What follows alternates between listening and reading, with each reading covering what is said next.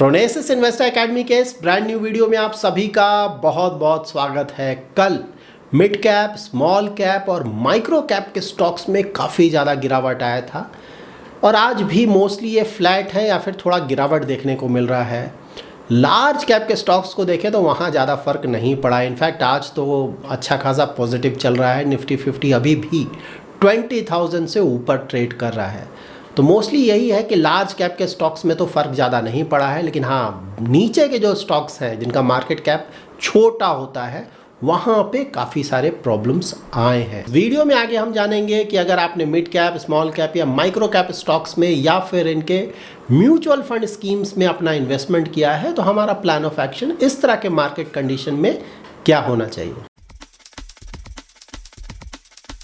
Investment strategy समझने से पहले मैं ये क्लियर कर दूं कि अगर आपने बिना अपना इन्वेस्टमेंट होराइजन डिसाइड किए हुए, बिना अपना रिस्क प्रोफाइलिंग किए हुए इन स्टॉक्स में या म्यूचुअल फंड स्कीम्स में अपना इन्वेस्टमेंट किया है तो वहाँ पे आपने अपने लक के भरोसे इन्वेस्ट किया, तो वहाँ पे ऑफ कोर्स ये इन्वेस्टमेंट स्ट्रैटेजी आपके लिए नहीं है।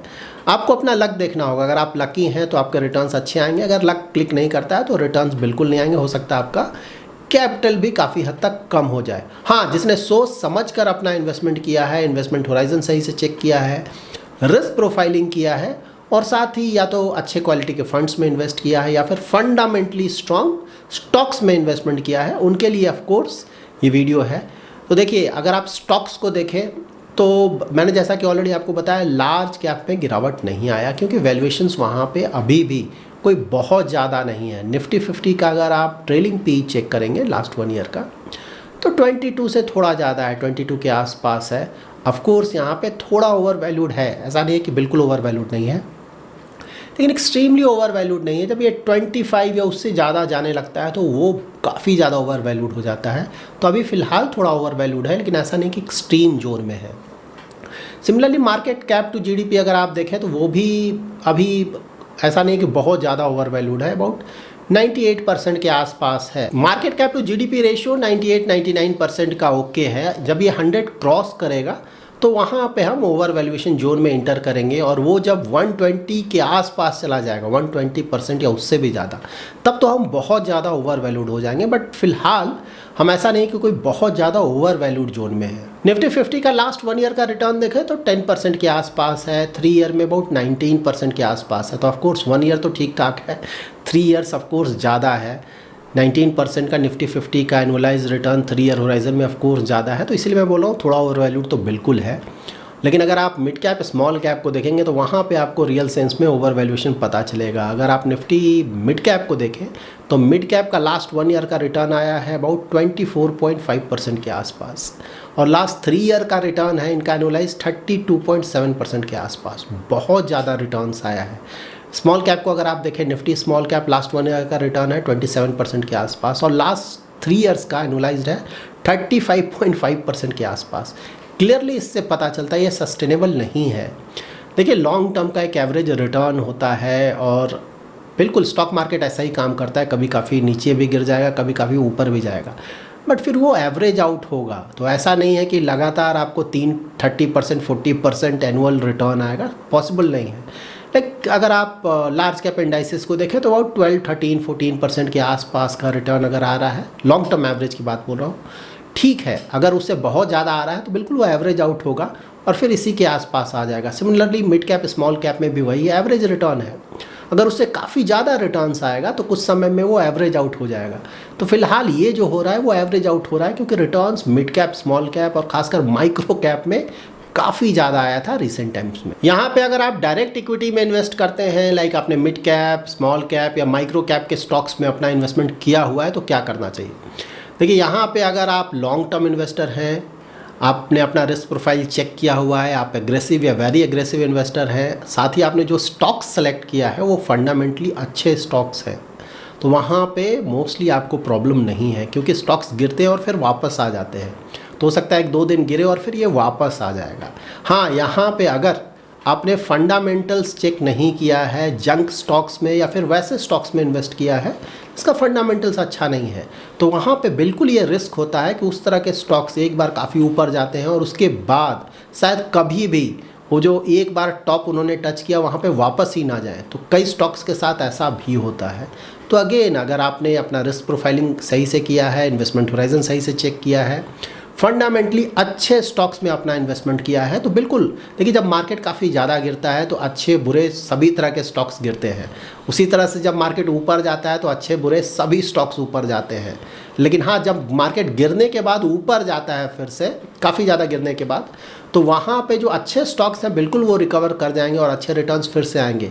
लेकिन वैसे स्टॉक जो कि फंडामेंटली बिल्कुल भी अच्छे नहीं हैं, मोस्टली उसमें से कई सारे स्टॉक्स आपको मिलेंगे जो कि कभी शायद पूरी तरह से वापस नहीं आए। तो अगेन, जो हमेशा हम रिपीट करते हैं, अगर आपने सोच समझकर वैसे स्टॉक्स में इन्वेस्टमेंट किया है जिसका सेल्स ग्रोथ अच्छा है, प्रॉफिट ग्रोथ अच्छा है, लगातार कई सालों से आरओई अच्छा खासा जनरेट कर रहा है, डेट ज़्यादा नहीं है, तो इस तरह के स्टॉक्स में अगर आपने अपना इन्वेस्टमेंट किया है तो मोस्टली वहाँ रिकवरी आएगा और जो रिटर्न है लॉन्ग टर्म में वो कंटिन्यू रहेगा। Short term of course we don't know कि एग्जैक्टली क्या होगा, बट या लॉन्ग टर्म इन्वेस्टमेंट होराइजन के साथ हम बिल्कुल बोल सकते हैं पास्ट परफॉर्मेंस के अनुसार कि हम अच्छा खासा रिटर्न्स वहाँ पे एक्सपेक्ट कर सकते हैं। तो इस तरह के अगर आप इन्वेस्टर हैं तो कहीं कोई कंसर्न नहीं है। और अगर आप इक्विटी म्यूचुअल फंड्स में अपना इन्वेस्टमेंट करते हैं तो again, investment horizon, risk profile. Investment horizon देखिए, मिड कैप स्मॉल कैप के जो फंड्स हैं वो बहुत ज़्यादा रिस्की होते हैं। तो यहाँ पे आपको इंश्योर करना है कि एटलीस्ट 10 ईयर्स का इन्वेस्टमेंट होराइजन जरूर रखें। 10 ईयर्स का कम इन्वेस्टमेंट होराइजन है, अवॉइड करें, बहुत ज़्यादा रिस्की हो जाएगा। रिस्क प्रोफाइल अगर आप देखें तो अगर आपका रिस्क प्रोफाइल एग्रेसिव और वेरी एग्रेसिव है तो अगेन ये सूटेबल है आपके लिए। मॉडरेट रिस्क प्रोफाइल के इन्वेस्टर्स को मिड कैप स्मॉल कैप में ज़्यादा एक्सपोजर नहीं लेना चाहिए, बहुत ज़्यादा रिस्की है। ट्राई कर सकते हैं 10 to 15%, उससे ज़्यादा बिल्कुल नहीं। एग्रेसिव रिस्क प्रोफाइल के इन्वेस्टर्स में भी 20 to 30% का एक्सपोजर ट्राई आउट कर सकते हैं और वेरी एग्रेसिव इन्वेस्टर वो 30 to 40% का exposure mid cap small cap में ट्राई आउट कर सकते हैं। ऑफकोर्स देखिए, यहाँ भी बहुत सारा वेरिएशंस आएगा इन्वेस्टर टू इन्वेस्टर। तो कुछ इन्वेस्टर्स हो सकता है वेरी एग्रेसिव है, उनका इन्वेस्टमेंट होराइजन भी बहुत ज़्यादा है और अच्छा खासा नॉलेज भी है म्यूचुअल फंड्स का और मार्केट्स का, तो वो चाहे तो इवन 50-60% का भी एक्सपोजर ले सकते हैं मिड कैप स्मॉल कैप। तो बहुत सारे वेरिएबल्स हैं। आपका रिस्क प्रोफाइल, इन्वेस्टमेंट होराइजन के साथ साथ ये भी देखना होगा कि आपको मार्केट का नॉलेज कैसा है, कितने सालों से आप अपना इन्वेस्टमेंट कर रहे हैं, उस पर भी ये डिपेंड करता है।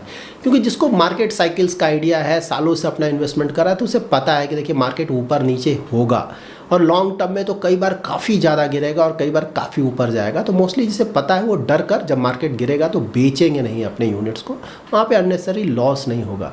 और यहाँ पे गेम है लॉन्ग टर्म का। खुद अच्छी तरह से रिस्क प्रोफाइल चेक करें, लॉन्ग टर्म इन्वेस्टमेंट होराइजन रखें, अच्छे फंड्स को सेलेक्ट करें, अच्छे स्टॉक्स को सेलेक्ट करें और लॉन्ग टर्म तक बने रहें।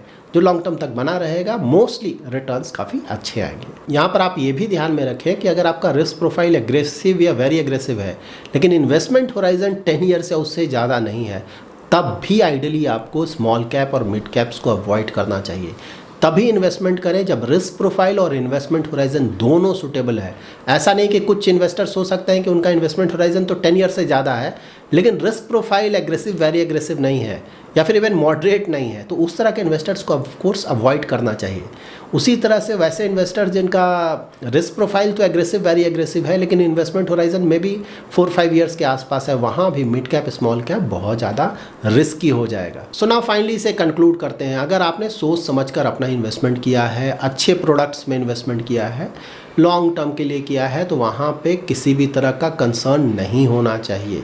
स्टॉक मार्केट नीचे जाना, ऊपर जाना, ये तो होता चलता रहता है। लॉन्ग टर्म में ऐसा कई बार आपको देखने को मिलेगा ना। 3% 4% का गिरावट कोई बड़ा गिरावट नहीं माना जाता है। तो देखिए मार्केट कई बार अंडर वैल्यूड होगा, ओवर वैल्यूड होगा, ये चलता रहेगा। तो जब ये ओवर वैल्यूड होगा तो ऐसा नहीं कि हम सब कुछ बेच देंगे और जब वो गिरेगा तो खरीदेंगे, ऐसा नहीं होता है।